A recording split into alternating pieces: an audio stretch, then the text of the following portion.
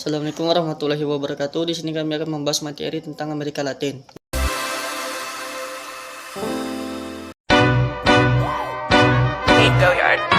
got so much motherfucking design on right now. Break it down, bring it back, make it clap. I got 3 old thoughts, new block, where that thing. Bitches on my line, and you know. Pertama, latar belakang. Amerika Selatan disebut juga Amerika Latin karena mereka berbicara dengan bahasa Latin. Meskipun sebagian besar orangnya juga berbicara menggunakan bahasa Spanyol, Perancis, dan Portugis. Amerika Latin adalah wilayah yang banyak didatangi oleh para penjajah karena memiliki sumber daya alam yang banyak. Oleh karena itu, sejarah perpolitikannya banyak diwarnai oleh pengaruh negara-negara luarnya. Yang kedua, apa itu Amerika Latin? Istilah Amerika Latin bermula dari istilah geopolitik yang diciptakan oleh Kaisar Napoleon III dari Prancis, yang menyebut istilah Amerika Latin Indochina sebagai ekspansi Prancis masa pemerintahannya. Di Amerika Serikat, istilah Amerika Latin baru digunakan sejak 1890-an dan belum menjadi istilah umum untuk menyebut kawasan di sebelah selatan Amerika di awal abad ke-20. Konflik negara Kolombia dan Fars. Sejak tahun 1920-an, muncul gelombang protes dari para petani lokal Kolombia sebagai akibat dari buruknya kondisi yang mereka terima selama bekerja di ladang milik para tuan tanah. Gelombang protes tersebut lantas direspon pemerintah Kolombia dengan cara membubarkan paksa aksi-aksi protes yang digalang oleh para petani. Ketika aksi-aksi intimidasi dan pembubaran paksa yang dilakukan oleh aparat Kolombia terhadap komunitas petani semakin lama semakin keras. Para petani lokal pun mulai membentuk kelompok-kelompok milisi sendiri untuk melindungi komunitas mereka.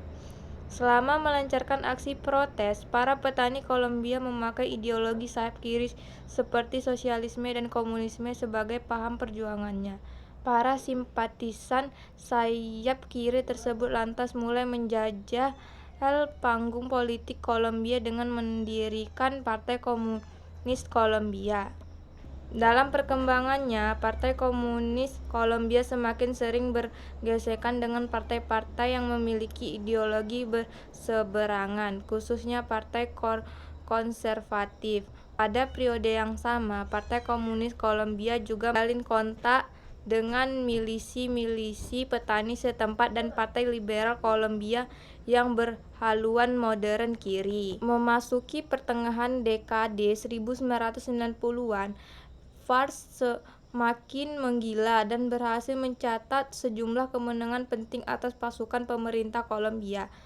Rentetan kemenangan tersebut tidak lepas dari taktik baru Fars yang memakai meriam artiller Morse rumahan sebagai bagian dari persenjataannya. Tanggal 30 Agustus 1996, contohnya pasukan Fars berhasil hanguskan markas militer pasukan Kolombia di Las Delicias, Putumayo, dan menyandra 60 tentara di markas tersebut. 2 tahun kemudian, Fars berhasil menduduki ibu kota provinsi Mitu selama 3 hari sebelum kemudian dipukul mundur oleh pasukan Kolombia yang menyerbu dari balik perbatasan Brazil. Pada periode yang kurang lebih bersamaan, Kolombia juga dilandasi oleh gelombang protes besar-besaran dari kalangan petani menyusul munculnya kebijakan-kebijakan pemerintah Kolombia untuk menekan produksi kota di negara tersebut. Aksi protes tersebut berdampak serius bagi pemerintah Kolombia karena sempat menimbulkan kelumpuhan di sejumlah titik penting di Kolombia Selatan. Melihat begitu besarnya dampak yang ditimbulkan dari gelombang protes tersebut, pemerintah Kolombia pun menuduh Fars berada di balik gelombang protes tersebut walaupun tidak diketahui secara pasti. Konflik Kuba dan Amerika Serikat. Hubungan militer antara negara Amerika Serikat dan negara Kuba terjalin dengan baik pada masa pemerintahan Fulgencio Batista. Ia mengembangkan hubungan diplomatik dengan Amerika Serikat karena memiliki tujuan utama yang ingin mendapatkan bantuan ekonomi dan militer dari Amerika Serikat. yang akan dimanfaatkan sebagai politik untuk mempertahankan kekuasaannya. Fulgencio Batista dikenal oleh rakyat Kuba sebagai pemimpin diktator. Pelaksanaan pemerintahan diktator di bawah pimpinan Fulgencio Batista dipenuhi oleh korupsi dan penyelewengan kekuasaan yang menyebabkan terjadinya gerakan perlawanan dari rakyat Kuba di bawah pimpinan Fidel Castro. Zavalero 2007.